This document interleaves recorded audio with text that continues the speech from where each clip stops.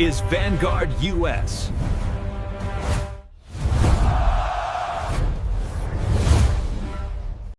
We're going to help the people in California. We want to have no crime. I know Gavin was here. I used to get along so great with Gavin when I was president. Gavin's a good guy. And we're going to, if he needed it, I would do it in a heartbeat. I'd love to see, we did help them a lot in Los Angeles, a lot with the early in my term when they had some problems.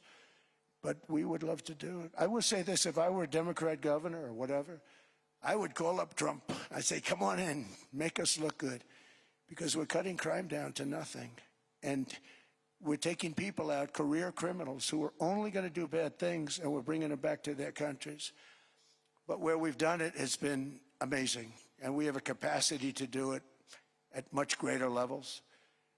We're cutting illegal aliens off welfare and other government benefits, and I have directed that starting immediately, there will be no more payments to sanctuary cities because they are really just sanctuaries for criminals. They're really protecting criminals, and those are the ones we have to get out of the country: murderers, drug dealers.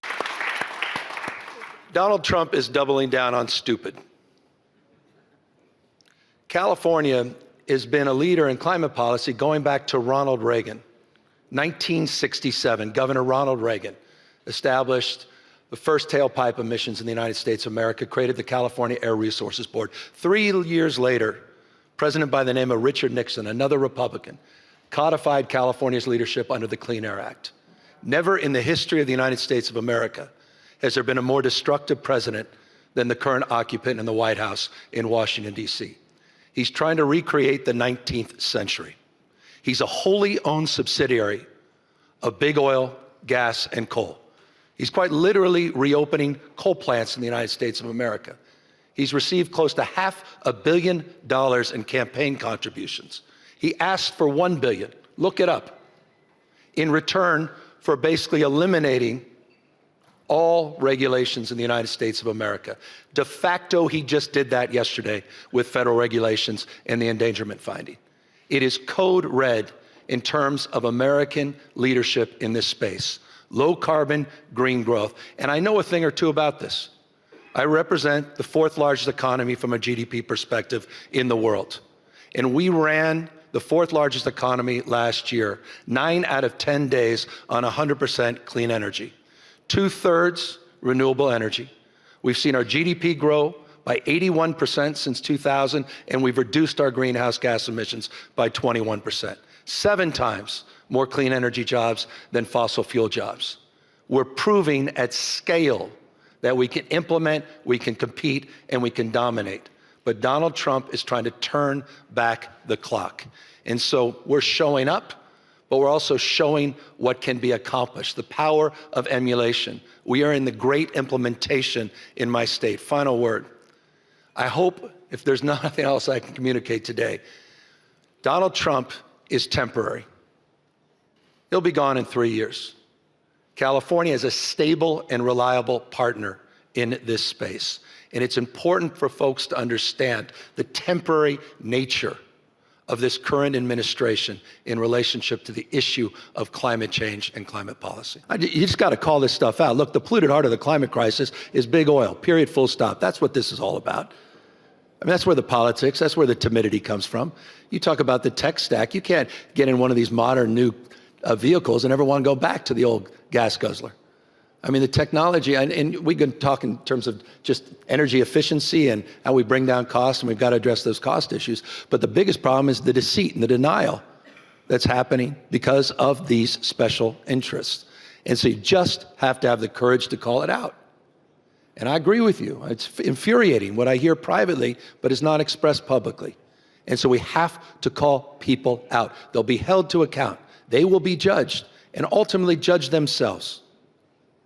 And I think this is a moral moment, across the board, simultaneous crisis, not just climate, but democracy.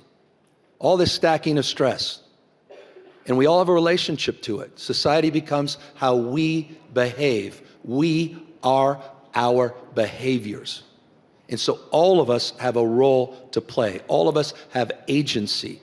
We can shape this conversation, but we have to stand up with more clarity, conviction, and we have to be more consistent. People don't speak up because they're afraid of retaliation. Yeah. Well, buck up. So am I. There's probably not a politician in the United States. I'm under assault attack by this guy every single day. Here's the President of the United States. He's 80 years old, and he's calling me a nickname that an 8-year-old called me, new scum. The President of the United States. You saw the racist tropes he put out.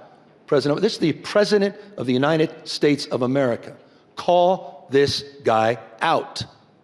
Stop this timidity. Stop with the BS diplomacy. You're in the rearview mirror.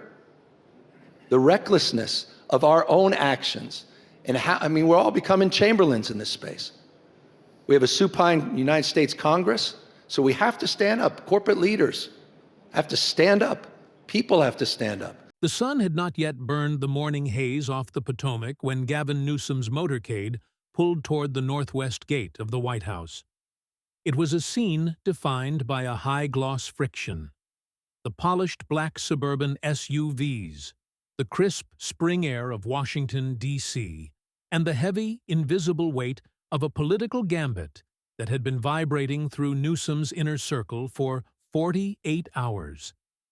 Inside the lead vehicle, the governor of California sat in a suit that whispered of old money and new power, a garment that likely cost more than a family in Fresno spends on a month of housing. His hair was a structural marvel, not a strand out of place, shellacked into a perfect telegenic sweep. He was ready. He had practiced the handshake, firm but not aggressive, and a precise 2-second connection accompanied by a micro-smile that signaled, "I am the adult in the room." He had done this before on hostile turf. He had walked into the lion's den of Fox News and emerged unscathed, or at least he believed he had. His strategy was simple. Let the president rant, remain dignified, and lean on the undeniable gravity of the California brand. But Donald Trump had already started the clock. At 6:47 a.m., while Newsom was likely still checking his reflection, the president had fired a shot across the digital bow on Truth Social. Governor Gavin Newsom of California has agreed to come to the Oval Office today for a discussion about the future of California, Trump wrote to his millions of followers. Should be very interesting. Maybe he can explain where the money went. By the time Newsom stepped out onto the asphalt of the West Wing, that post had been viewed 14 million times. The trap wasn't just set. It was already being broadcast. Newsom's advisors had split down the middle on this invitation. Half of them saw a neon sign flashing, "Ambush." The other half argued that to decline would be a confession of cowardice. A governor too terrified to look the president in the eye. Newsom, ever the gambler, chose the latter. He would go to the Oval Office. He would be presidential. He would be the calm center of the storm. As he walked through the West Wing doors, he moved with the easy grace of a man who knows he is being watched. He shook hands with 3 staffers, calling them by name, a small, practiced touch of the retail politician. But when he finally crossed the threshold into the Oval Office, the atmosphere shifted. The room was packed. 30 reporters and photographers were crammed into the space, lenses leveled like bayonets. There was no moderator here. There were no rules, no opening statements, no time limits. There was only the geometry of power. Trump sat behind the resolute desk, a massive mahogany fortress that seemed to grow in size as Newsom took his seat in the visitor's chair. It was a lower chair, the one reserved for supplicants, cabinet secretaries, and foreign dignitaries who needed to be reminded of their place in the hierarchy. Trump didn't offer a greeting so much as a performance. He held Newsom's hand a fraction of a second too long, pulling the governor slightly toward the desk, tilting the angle of the encounter to favor the cameras. It was a veteran move, the kind honed by decades of living in rooms where every inch of positioning is a point on the scoreboard. "Look at him," Trump said, gesturing toward Newsom as the shutters clicked in a frantic chorus. He's smiling. He shouldn't be smiling. Wait till you hear the numbers. Newsom's smile was his shield, but it was a brittle one. It was the defensive grin of a man who believes that if he projects relaxation, the world will magically become relaxed around him. The problem was that the smile never reached his eyes. "Thank you all for being here," Trump said, his hands flat on the desk, grounding himself. "This is a very important meeting. Governor Newsom has come all the way from California to talk about the future of his great state. Beautiful state. Used to be, anyway." He glanced at Newsom, a shark-like glint in his eye. "We're going to have a very honest conversation. Very honest. I have some numbers. He's not going to like the numbers, but the numbers are the numbers." He turned fully to the governor. "Gavin, how's California doing? Tell everybody." Newsom leaned forward, his voice a smooth, modulated baritone. "Well, Mr. President, I appreciate the invitation. And I'm happy to share that California remains the 5th largest economy in the world." "He's doing it," Trump interrupted, turning back to the press pool with a triumphant laugh. "I told my people this morning, I said, he's going to say 5th largest economy in the first 30 seconds. I bet a Diet Coke on it. Somebody owes me a Diet Coke." The room rippled with laughter.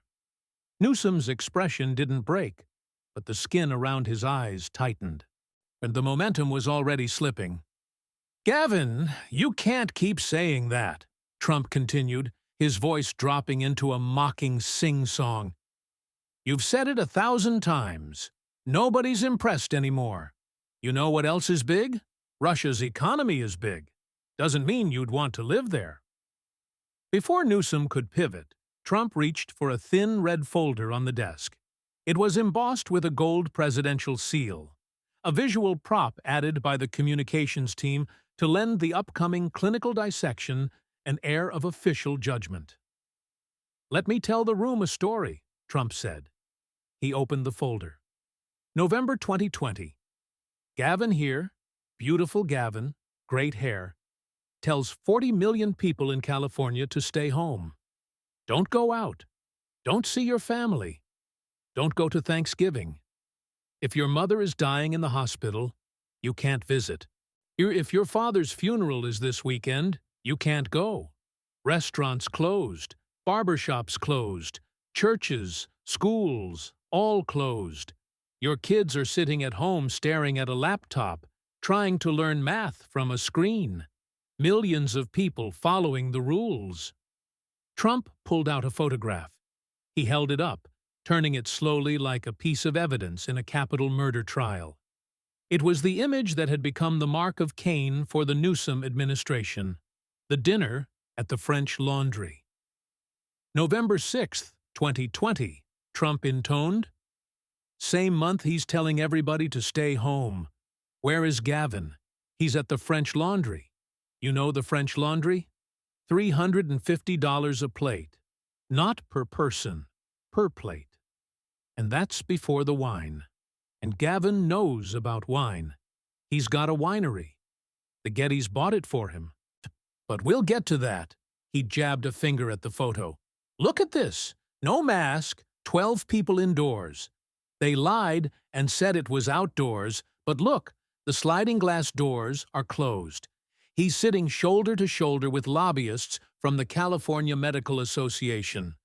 The very people who are supposed to be telling him how to handle the pandemic are breaking the rules at his dinner party." He set the photo down on the desk, facing the reporters, where it would remain for the rest of the afternoon. "And his kids," Trump said, his voice rising with a rehearsed but effective indignation. "This is the part that really gets me.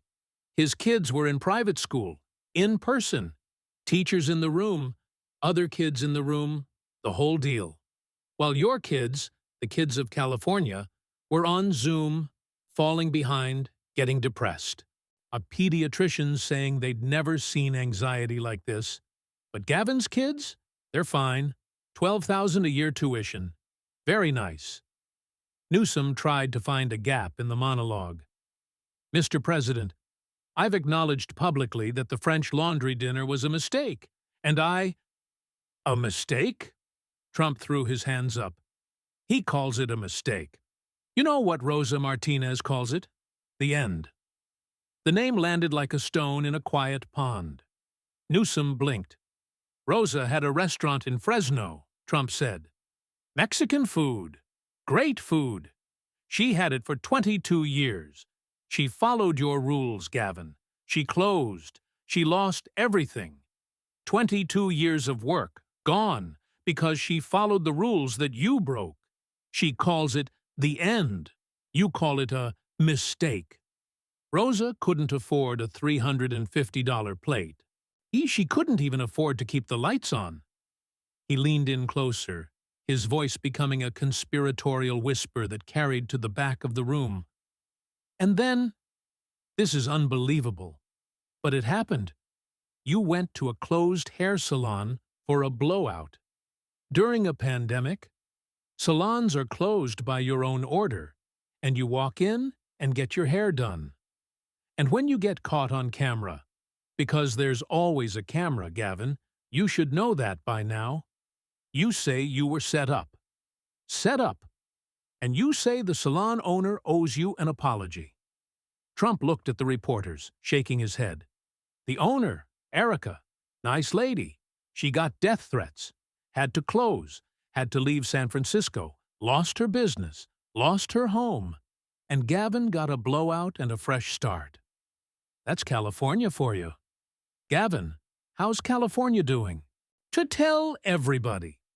Newsom opened his mouth, but the president was already moving, flipping a page in the red folder. The rhythm was relentless. Trump wasn't just debating, he was deconstructing the very biography Newsom had spent years crafting. Let's talk about Gavin's background, because it's a great story. A fairy tale, almost. His daddy, William Newsom, was a lawyer for Getty Oil. Best friends with Gordon Getty. Billionaire. One of the richest families in history. Getty looked at little Gavin and said, I'm going to invest in that boy. He put money into 10 out of 11 of Gavin's businesses. He told the San Francisco Chronicle he treated Gavin like a son. Trump pointed to himself. I took a loan from my father. Everybody knows. I've talked about it 1,000,000 times. And I built an empire. Buildings with my name on them. Hotels, on golf courses, tens of thousands of employees. I built things. Gavin? He took a billionaire's checkbook and opened a winery in Napa. Very nice, I'm sure, but he didn't build it. Getty built it. Gavin just stood in front of it and smiled. That's actually his main skill, standing in front of things and smiling. The critique turned sharper, pivoting from the personal to the political. And then, how did he get into government? Willie Brown. You know Willie Brown? The kingmaker. The godfather of California politics. Willie appointed Gavin to his first job, the Parking and Traffic Commission. No vote, no election. Willie said, "Sit here, kid." And Gavin sat. Then Willie appointed him to the Board of Supervisors. Then he ran for mayor. Trump paused, a wicked grin spreading across his face. And this is the part that really makes the story. But he had an affair with his campaign manager's wife. While the guy is out knocking on doors, shaking hands, handling the strategy, Gavin is at home with the guy's wife. In any other city in America, any other city, that's the end. Career over. Go home. But in San Francisco, they don't even care. They promoted him. Mayor to lieutenant governor to governor. Trump looked at the ceiling as if seeking divine explanation for the absurdity of it all. Gavin, the hair gel, I have to ask, was that before or after the affair? Because it's great hair. The best in politics, maybe second best. He touched his own golden coif. But here's the thing, Gavin. Hair doesn't run a state. Numbers run a state. And your numbers are a disaster. Mr. President, Newsom said, his voice tight with controlled frustration. Personal attacks aren't productive, and I came here to discuss policy. Policy? Great! I love policy, Trump snapped. He pulled a fresh sheet of paper from the folder. Let's talk policy. I have numbers, real numbers, census numbers, not fake news numbers, not my numbers, your numbers, the numbers your state reports to the federal government. He held the paper up, his eyes scanning the data with the practiced ease of a man who spent his life looking at profit and loss statements. 4 million people have left California since the year 2000. 4 million. Do you know how many that is? That's bigger than the population of 22 states. That's like the entire city of Los Angeles getting up one morning, packing their life into a truck, and driving to Texas. And you know what? A lot of them did drive to Texas. Where did they go? Texas, Florida, Arizona, Nevada, and Tennessee. Red states, every single one. They went to states that do the opposite of what Gavin does. Lower taxes, less regulation, more freedom, cheaper housing, the stuff people actually want. He read from the sheet again. 817,000 in 2022 alone. And these aren't just anybody. These are college-educated adults. Doctors, engineers, teachers, software developers. The people who build economies. The smart people are leaving, Gavin. And they're going to states your party calls backward. What does that tell you? Trump's voice rose, gaining a populist edge. And the businesses. Tesla. Gone. Elon Musk, the richest man in the world, said, I can't do business in California anymore, and moved his headquarters to Texas. Oracle. Gone to Texas. Hewlett-Packard Enterprise. Gone to Texas. Charles Schwab. Gone. Palantir. Gone to Denver. These aren't food trucks, Gavin. These aren't lemonade stands. These are the companies that built Silicon Valley. They created the California economy, the fifth largest you love to talk about. And they left because of you. He threw the sheet onto the desk. Let's talk about the cost of living. A middle-class family in California pays $26,000 more per year than the national average. If you make $100,000 in California, you have the buying power of someone making $73,000 in a normal state. You lose 27% of your income just by existing there. Gas prices, highest in the country. And what did Gavin do? He created a price gouging penalty that his own economists warned would raise prices. And it did, because when you add costs to a business, Gavin, they pass them to the customer. This is day one business. This is lemonade stand economics. Newsom attempted to interject with a point about GDP growth and California's role in venture capital, but Trump didn't let him breathe. Housing, Trump shouted. The median home in California is $874,000, almost $900,000. In Ohio, where J.D. Vance is from, great guy, you can buy a beautiful house for $200,000. In Texas, $300,000. And Gavin wonders why people are leaving. They're not leaving because the weather is bad. California has great weather. They're leaving because they can't afford the weather. And electricity? 32 cents per kilowatt hour. Double the national average. In a state that is always sunny. How do you pay double for electricity when you have more sun than anybody? That takes special talent. A very expensive kind of talent. Trump turned back to the cameras, his expression darkening. The showmanship was still there, but it was being replaced by a genuine biting irritation. 4 million people, he repeated. Think about that. 4 million individual decisions. 4 million times a person sat at their kitchen table, looked at their rent, their paycheck, their gas bill, and their grocery bill, and said, "I'm done." Nobody forced them. They chose to leave. They voted with their feet. Actually, they voted with U-Hauls, and every single U-Haul drove to a red state. Gavin, how's California doing? The people who are left, I mean. Newsom tried to regain the floor. His voice was measured, professional, the voice of a man trained to remain calm under fire. He spoke about innovation, about the green economy, about the sheer scale of the California machine. Trump let him speak for exactly 15 seconds, long enough to be polite, but not long enough to complete a thought. "You're doing the thing again," Trump said, cutting him off. "The smooth-talking thing. Very polished. Like a car salesman. Actually, a good car salesman.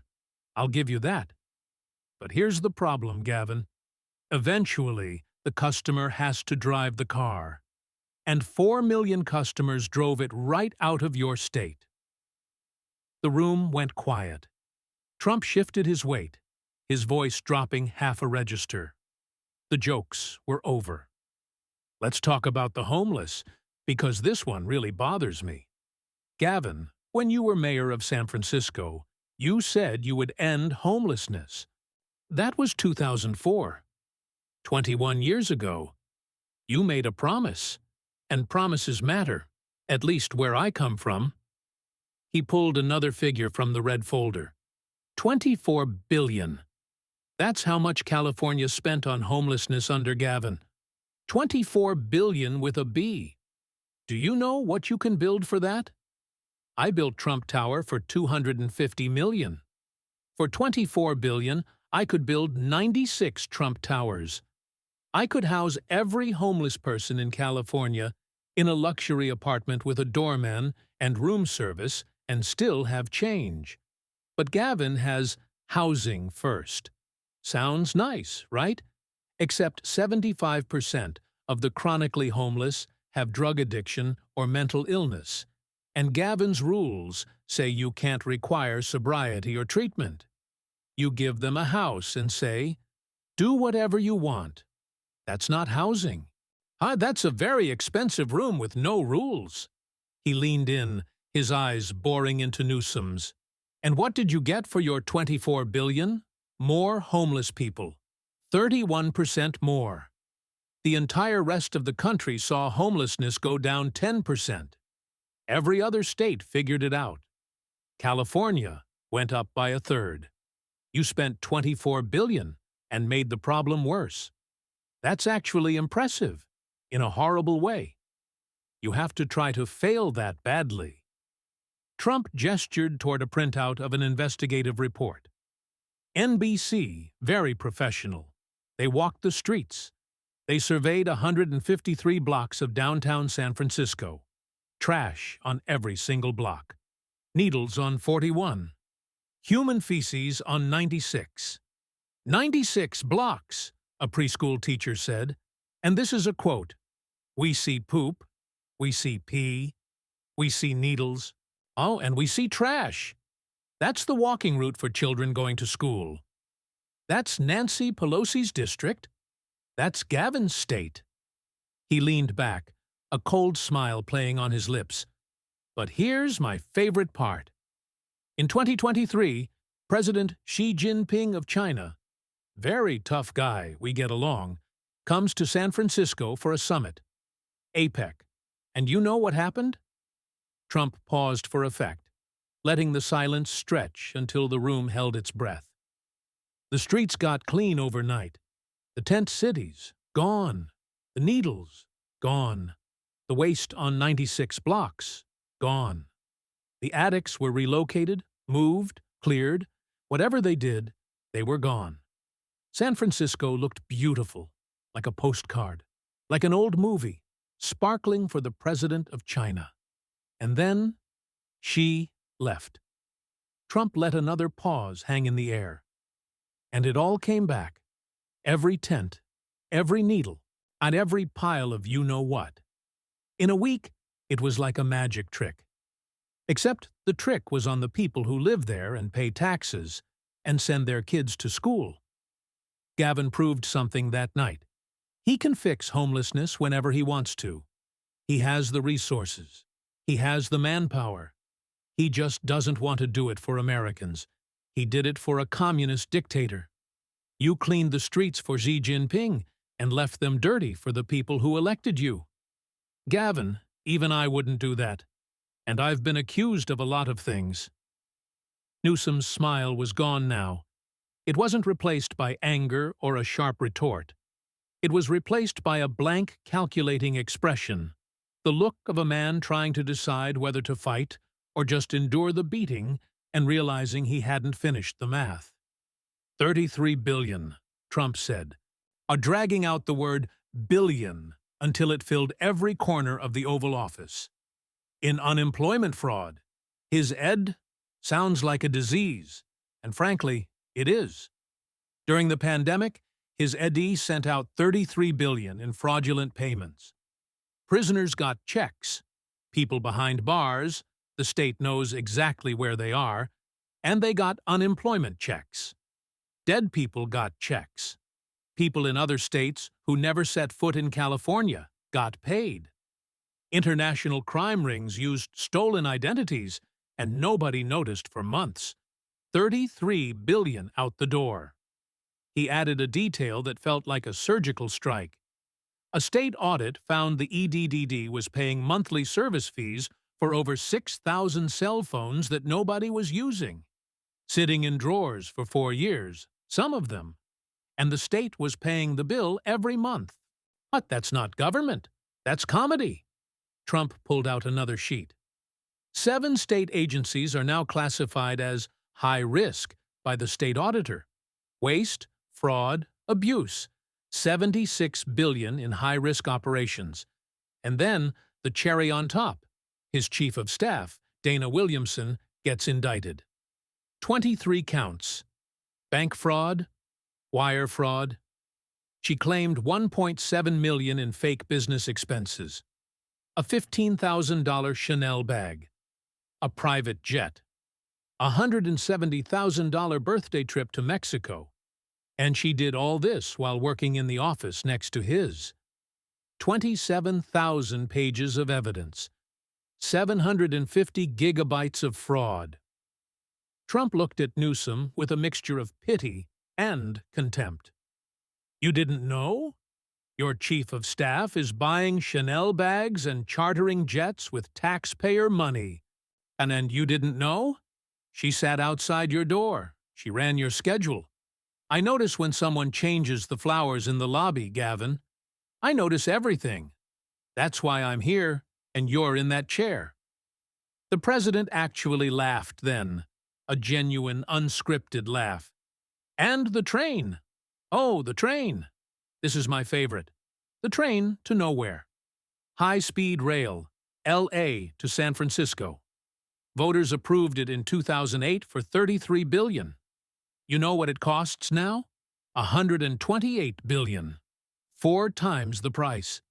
And how many people have ridden it? 0. Not one. Over a decade of construction, $128 billion and 0 passengers. I built buildings in 18 months. I built golf courses in less than a year. This guy can't build a train in 15 years, and he wants to run the country? Oh, the country is harder than a train, Gavin. Much harder. The humor faded as Trump turned to the social fabric of the state. Schools. 2/3 of California kids can't do math at grade level. More than half can't read or write at grade level. These are your own state's test scores. And your kids? Private school. In person. While everyone else's kids got a laptop and a Zoom account. You know what 2 years of lost education does to a child? It follows them forever. The kids who missed school during your lockdown will earn less. They'll have fewer opportunities. They'll struggle in ways your kids won't. And you did that. Not the virus. You. Because you stayed closed longer than almost anyone else. Crime is up across the board, Trump continued. Your Proposition 47 and 57, you can steal $949 from a store, and it's just a misdemeanor. People walk into stores with garbage bags, take everything off the shelves, and walk out. On camera, nothing happens. Stores are closing. Walgreens, Target, small businesses, they can't survive when the law says you can steal from them. And the voters? They passed Proposition 36 last November to reverse what you did. They told you that you were wrong, and you told them they were wrong. That takes a special kind of confidence. Trump finally reached the end of the folder. He set everything down and placed both hands on the desk. He looked at Newsom not as a political rival, but as a business proposal he had decided to reject. Gavin wants to be president. Everybody knows it. The hair is running. The smile is running. The whole package is running. So let me tell the American people what they'd be getting. A man built by billionaire money and political appointments. A man who had an affair with his campaign manager's wife. A man who told 40 million people to stay home while he went to a $350 dinner. A man whose kids went to school while yours stayed home. A man who spent $24 billion on the homeless and made it worse. A man who lost 4 million residents. A man whose administration sent out $33 billion in fraud. A man whose chief of staff is facing 23 counts of fraud. A man who's building a $128 billion train to nowhere. A man whose students can't do math. A man who lied about fire prevention by 700% while houses burned. A man who cleaned the streets for China and left them dirty for Americans. He leaned back, and the heavy leather of the resolute chair creaked in the silence. That's the California model. That's the resume. Beautiful hair, beautiful smile, beautiful suit, and the worst record of any governor in America. Gavin, you're a nice-looking man. I mean that. You look like a president. But looking like a president and being a president are two different things. I look like a billionaire, and I am a billionaire. You look like a governor who has it all figured out, but 4 million people looked at your state and said, I'm out. And they're not wrong. Trump turned to the cameras one last time. 4 million people already voted with moving trucks. And I think that tells you everything. He picked up a pen and began signing an executive order on trade policy, something completely unrelated. He had moved on. The meeting was over because he had decided it was over. Newsom remained in the visitor's chair for a moment too long. He sat with his hands on the armrests, his posture perfect, his face composed. He looked exactly like he always looked. Polished, put together, camera ready. But the gap between his appearance and the reality of the last hour was visible to everyone in the room. He looked like a man in a pristine suit, standing inside a building that had just been condemned. "Governor, would you like to respond?" a reporter asked. Newsom straightened his tie. He smiled the smile, the same one he had walked in with. "I appreciate the president's colorful commentary. The fact remains that California is the 5th largest economy in the world, and we continue to lead in innovation, climate." "There it is," Trump said, not even looking up from his desk. "5th largest economy. I told you, he can't help it. It's like a tick." The laughter from the press pool was the final blow. Newsom's sentence died in the noise. A second reporter tried to ask about the unemployment fraud, and Newsom pivoted to a prepared talking point about pandemic-era challenges. He was articulate. He was smooth. He hit every note his team had coached him on. But it didn't matter. The physics of the room had shifted. The man behind the desk was the protagonist. The man in the visitor's chair was the prop. The press conference ended when Trump stood up and gave Newsom the same 2-second handshake. the same slight pull. Thank you. At Gavin. Say hello to California for me, the parts that are left. As Newsom walked out, his team formed a loose perimeter around him. He was still smiling. He shook hands with a Secret Service agent. He looked like a man who had just had a productive meeting, because that is what Gavin Newsom always looks like. But on this day, the smile was the most damaging thing about him. It was evidence of a skill that had finally failed, the ability to look like everything is fine when the numbers on the desk say it isn't. The digital aftermath was instantaneous. A 13-second clip of Trump saying, 4 million people already voted with moving trucks, went viral before Newsom's motorcade had even cleared the White House gates. It didn't need context. It was a presidency summarized by an exodus. And the section on Xi Jinping, the clean streets for a dictator versus the dirty streets for Americans, hit 27 million views in 48 hours. It was shared by conservatives, but also by residents of San Francisco who had seen the APEC cleanup with their own eyes. They shared it not because they liked the messenger, but because the message matched their reality. On CNN, the panels tried to analyze it as a policy debate. Unusually factual, one analyst admitted. The governor was unable to gain traction, said another. But a former Obama strategist put it most bluntly. The problem wasn't the format. The problem was the numbers. You can't spin your own state's audit report. In Fresno, Rosa Martinez heard her name on the radio while driving to her job as a grocery store cashier. She heard the President of the United States talk about her 22 years of hard work and the end of her dream. She pulled her car to the shoulder of Highway 99 and just sat there for 4 minutes, watching the clock. She didn't tell her coworkers, but that night she told her daughter. And the story of a small Mexican restaurant in Fresno became a viral testament to the cost of a mistake. On Interstate 10, a couple in a U-Haul heard the same broadcast. As they crossed the border out of California, the woman put her hand on her husband's arm. He didn't look at her. He kept his eyes on the road ahead, the road out, the road 4 million others had already paved. That evening, Newsom's Instagram account posted a photo of the meeting.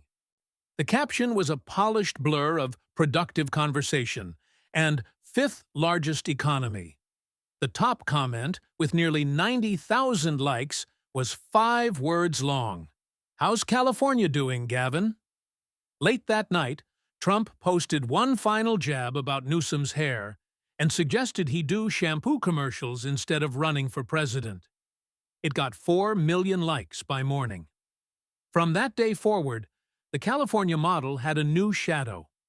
Every time Newsom stood at a podium, every time he straightened that tie and delivered the line about innovation and wealth, the world would look past the perfect hair and the expensive suit and ask the question that had become an anchor.